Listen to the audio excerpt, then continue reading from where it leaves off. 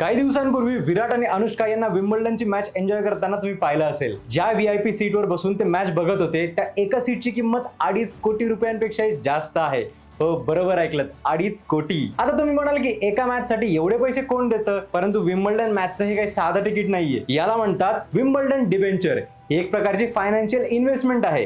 हे डिबेंचर विकत घेतल्यावर तुम्हाला तब्बल 5 वर्षांसाठी विम्बल्डनच्या सेंटर कोर्टवरची बेस्ट सीट मिळते. हे पैसे विम्बल्डन स्टेडियमच्या डेव्हलपमेंटसाठी जातात. या तिकिटासोबत VIP लाउंज आणि रेस्टॉरंटमध्ये एंट्री मिळते. काही लोक तर हे तिकीट रिसेल करून प्रॉफिट पण कमवतात, पण एवढे पैसे देऊ नये इथले कडक नियम मात्र पाळावेच लागतील. विम्बल्डन मध्ये एक विशिष्ट ड्रेस कोड आहे आणि तो फॉलो केल्याशिवाय कोणालाही प्रवेश मिळत नाही. लेट आल्याने आणि टाय न घातल्यामुळे फॉर्म्युला 1 चॅम्पियन लुईस हॅमिल्टनला सुद्धा मागच्या वर्षी चक्क एंट्री नाकारलेली. विम्बल्डन मॅच कडे एक स्टेटस सिंबल म्हणून पाहिलं जातं. यामुळे इतकं महाग तिकीट असून सुद्धा या तिकिटांची डिमांड इतकी आहे की 2026 पासून 2030 पर्यंतचे सर्व तिकीट 2.3 कोटींच्या किमतीनुसार आधीच बुक झालेले आहेत. बाकी तुमचा कोणता मित्र या तिकिटासाठी इतके पैसे मोजू शकतो त्याला कमेंट्स मध्ये नक्की टॅग करा.